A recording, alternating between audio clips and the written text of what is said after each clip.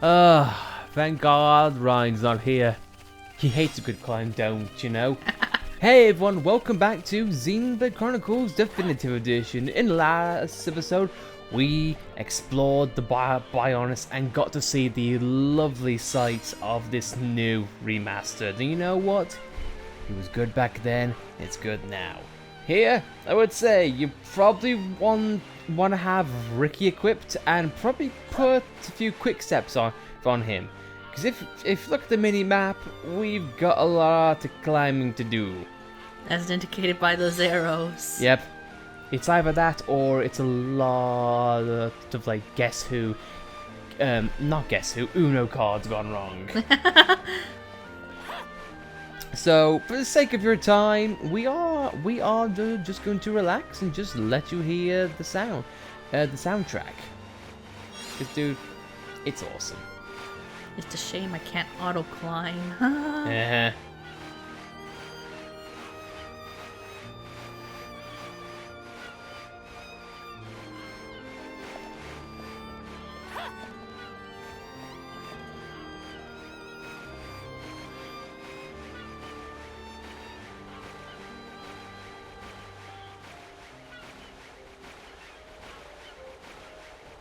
Looking better as we go.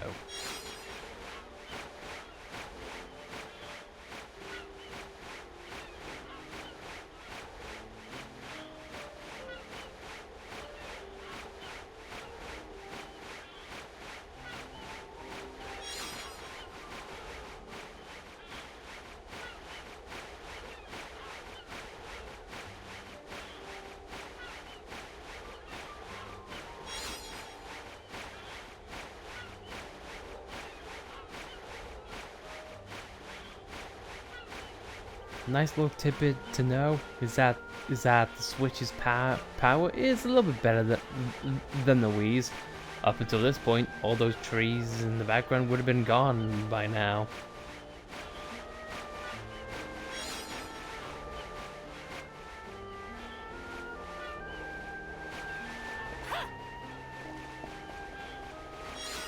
How about that? The climbing's done. You do want to come up here for a myriad of reasons. One of them is coming up really soon. Dude. I alluded to a little bit of this last episode at the very end. But man, Monolith really knew what would strike at the audience when they announced this game. Mm-hmm. Whether it be the soundtrack, and trust me, they have advertised the hell out of the soundtrack in every iteration of this game. It be the original, it be a 3DS remake, or even this one. Its music and its visuals are one of Xenoblade's iconic things. It sounds very weird to start off on such a weird and somber note.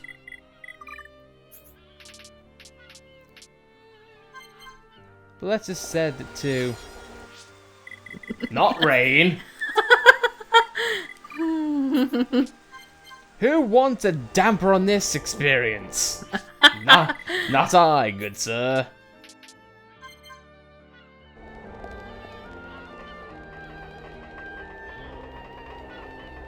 The dynamic lighting gets better and better as we go, dude. And it's such an amazing thing because now if you look down, you can see actual shadows, whereas before in the original it was just flat. And as we look ahead of us, we get a shot of the Mechonis, and here we are, the distant fingertip.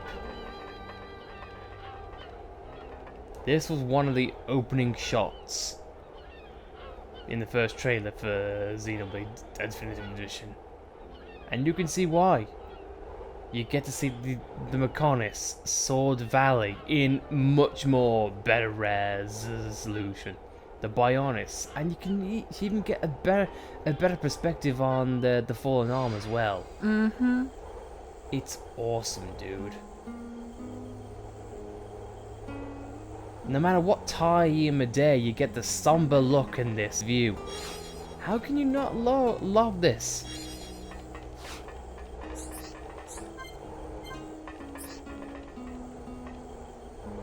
What you can hate though is that guy. Yeah, you kinda want to avoid him. However, even though I'm gonna hate it now because we would have had our chance. Yeah. Oh.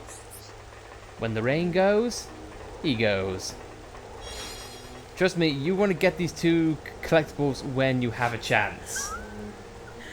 Even though Ricky's hovering on nothing. In the original, there was a little bit of platform there at the end of the collectibles, and now there's not. Nope. I honestly think if you move even a little bit, I think Ricky is done. Look, even one pixel. Even Dunban's shivering. It's like, was this the right course of action? No, it was not. Ricky is dead. Oh, thank God.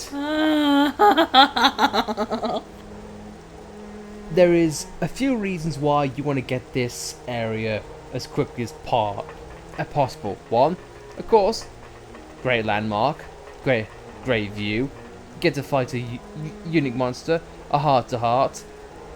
This is an odd fast travel point, but trust me, you are gonna want it. Not gonna say why, but you're gonna need it to solve a problem, and his name is Juju. And that kind of going to put a damper on things now, because in the original we got super lucky, as in super lucky. Here though, no. But it's okay. Dunban's a man. Dunban man. It sounds like a Mega Man boss. Dunban man. But with that, we get to do a bit of climbing, but not quite the ones that we just did. If you go just to the left of where you started the good climb, we get a story objective. And as going around this area, again, I gotta give props to the navigation on the mini map. It's like, I still stand by it. The Fallen Arm is one of the most I wouldn't say hard places to get around, but one of the more confusing places. Mm-hmm. There's many areas that look alike, and so on and so forth. But now we've got a sense of what things are like from above. We've climbed one mountain. Let's climb another.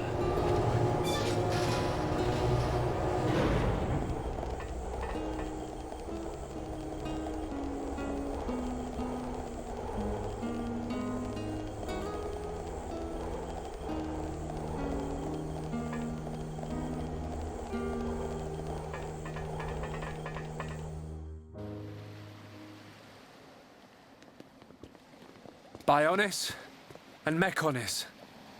Oh, it's so different, seeing them from this kind of perspective. We cannot see it from here, but our people are still fighting up there. It's difficult to believe that two such huge things ever fought each other. I wonder how the Machina felt at the time. Must have been horrible. Scary too. Fear robs us of reason. Out of fear, we commit terrible atrocities, and call them acts of self-preservation. Fear gives rise to more fear. A never-ending circle of hatred. Perhaps that circle can be broken. Fear. It must be what's driving this. What's made Egil act this way. Oh.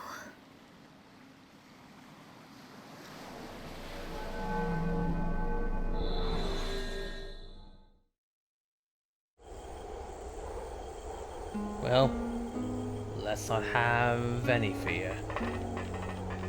Let's go in.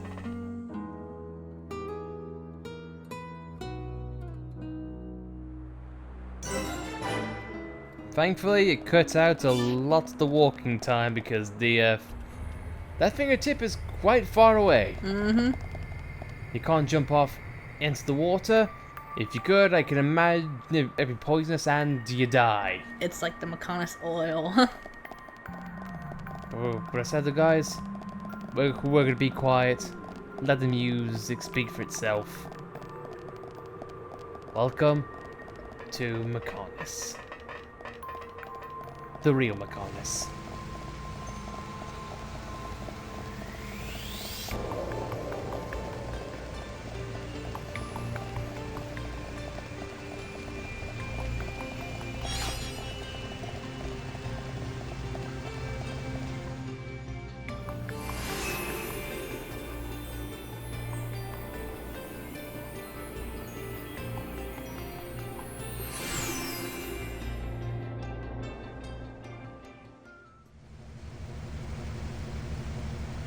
We're inside the Mechonis.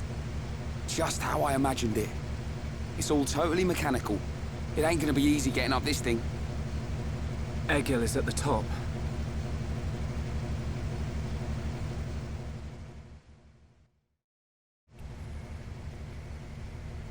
Started from the bottom, and now we're here.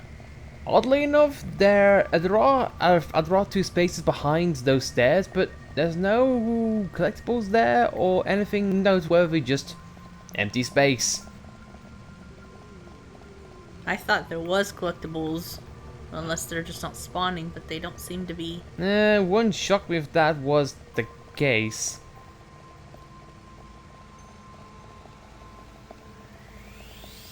It's either that or I'm just talking out of my arse. Well, it won't be the first time. So, with this, we get other Alchemoths as some escalators. Now, this is what I can akin to the Ether Mine. So, it did come back in some ways. Also, you can't go down because death. But dude, like I said, we are at a parallel now. We've started from the bottom. In the Ether Mine, we had to work our way down. Here we get a vision of blinding light. That's a second retro diode. Man, I can't wait to see the looks on the faces in Colony 6. They'll feel so old. It's always about Colony 6. It's never anything about what Shulk wants to do, or Ricky, or Melia. No. Here's something already that I love, and another thing I'll get into really quick. This environment actually has two layers to it. There's a simple route should you want to go through story, basically an easy and a hard route. You can face a myriad of enemies or just a simple one. Let's get to the enemies now. Let's just cut right to the chase. If you like dumb enemy names, oh boy, you're gonna have a party with this one. You're embarrassing Ricky. And also, I think someone learned a new art. Seems like it. So who learned what? Fiora learned a new art. What did you learn, young lady? You learned Power Drain. Ah, excellent. If you want to take strength away from enemies in terms of physical, guess what? You can take it and add it to your own.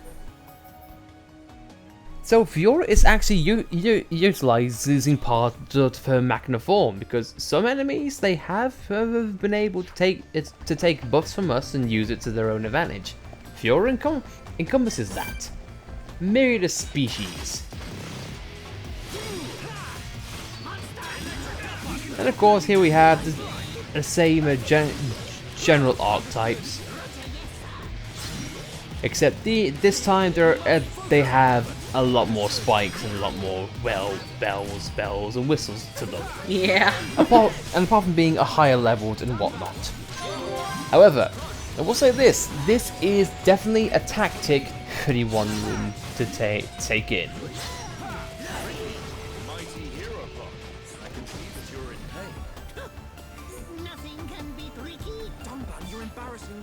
It is also a good idea to take on multiple enemies at once for a reason which I hope to show at some point during the next couple of episodes, because it would be nice. as I said earlier, you could afford those enemies, but should you want to, there's an easy route. I love this environment design for many reasons. Look at that shine. I know.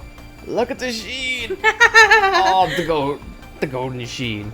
For those who haven't played the original, flat texture, albeit I think a bit dull. But here though, it's shiny. Now I've lost my train of thought now. What was I saying beforehand? Because I got distracted by shiny thing. Yeah, anyway.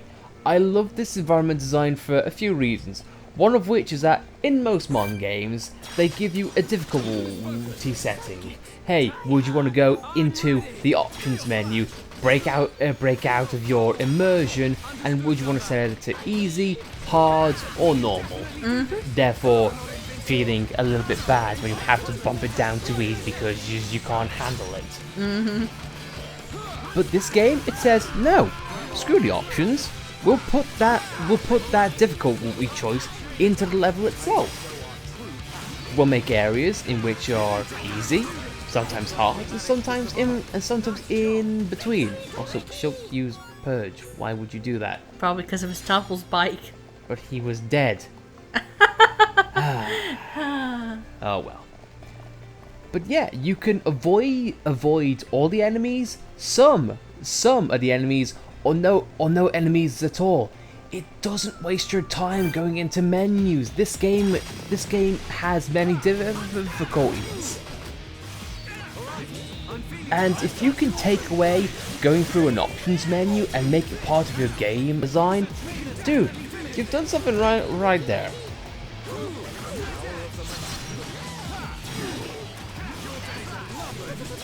Now this is going to be a trial of attritions and taking on a lot of enemies which you've seen before, but with just a few more gimmicks to them, and we will be going through them as we go.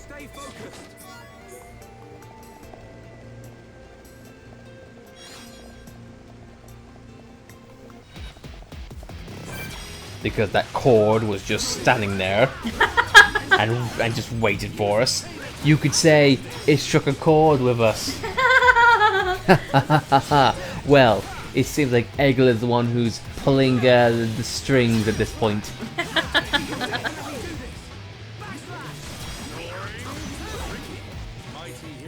But we've cut it short.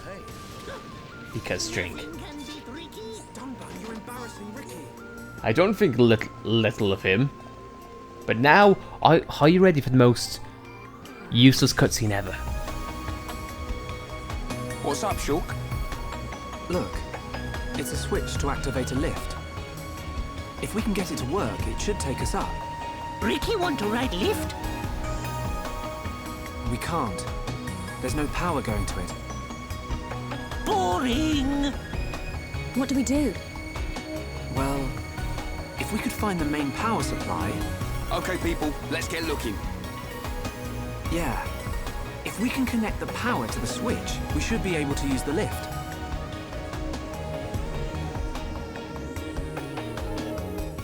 That cutscene has always baffled me. Yeah. This game, up to this point, has never had to explain anything or had to hold your hand. But now here, of all times, like, hey, there's a switch that's not working. Let's find something to make it work. It's like basic game design 101. We need 3 pieces of this bronze wood for Mixic's parents. We should take them to her soon. Ah, for once, something of not of Colony 6. I'm motivated now. Because it's not for Juju. Alright, we found a main power switch for our girlfriend. Don't tell Fiora, alright? And I'm sure someone's gonna say, oh yeah, wish I had my power switch for my girlfriend. But, you know, ick. Although in Fiora's case, would you have an off button? I don't know, who to say. I'm sure Shulk would find out. And much and much to Dunban's disapproval. That's what I was thinking, much to Dunban's chagrin. Why are you exploring Fiora's body, Shulk, just to find the intricate parts? Look at that rust. I like how you transition nicely to that. But dude, yeah, there's so much detail has been added.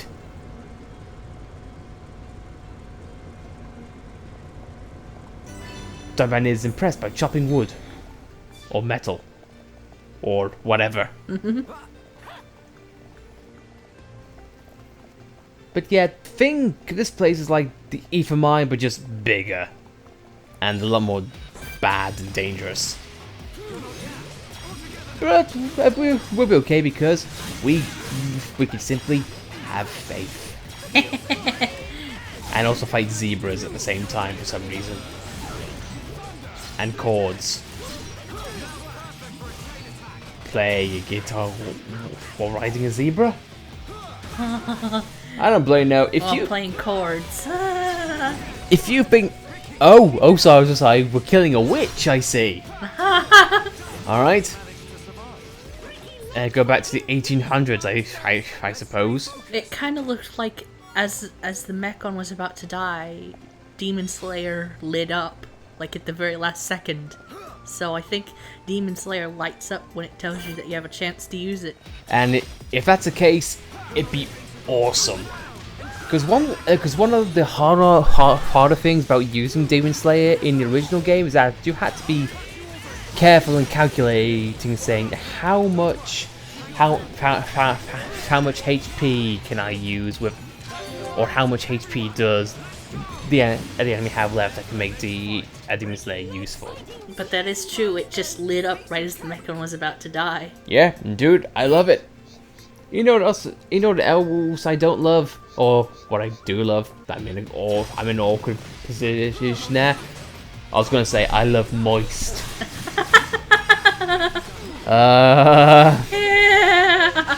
I like things that are moist. I'm just gonna drop that context right down in there. Drop them like we're gonna drop these Mechon and say screw this conversation. This is a time where we want a lot of characters with AoEs or just with a lot of high impacting moves. And I really want a Mechon to drop a gold chest if that's all possible. No, because the game hates me. Or us.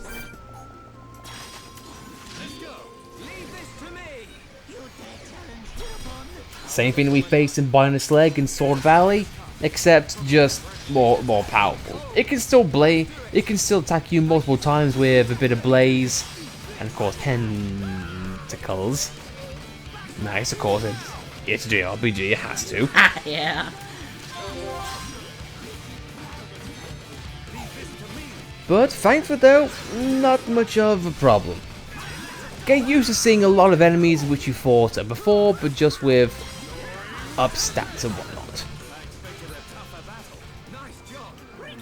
Was not tough at all, and we took it down and took its another part L. We took out a hard Roy chase. I've just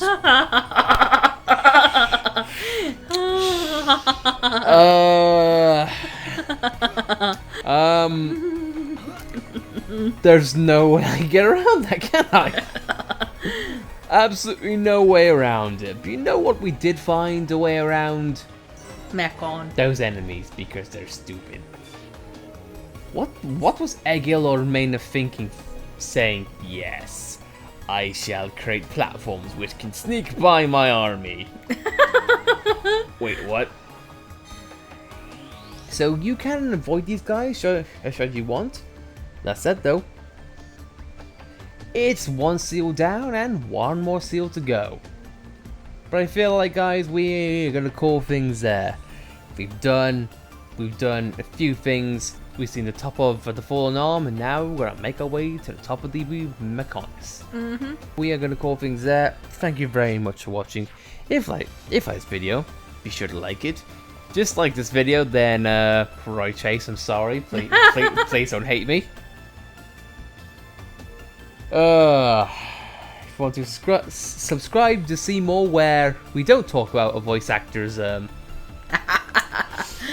problems, then be sure to subscribe. But until then, guys, thank you very much for watching, and we shall see you guys next time, where Dunban takes his aim on more Mechon.